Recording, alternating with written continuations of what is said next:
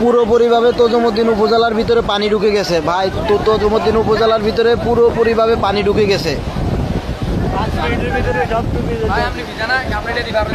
যে যেখানে আছেন সবাই সচেতন থাকুন। যার যার মালামাল আছে তজুমুদ্দিন উপজেলায় যারাই আছেন, যার যার মালামাল আছেন বাড়িঘর থেকে সবাই একটু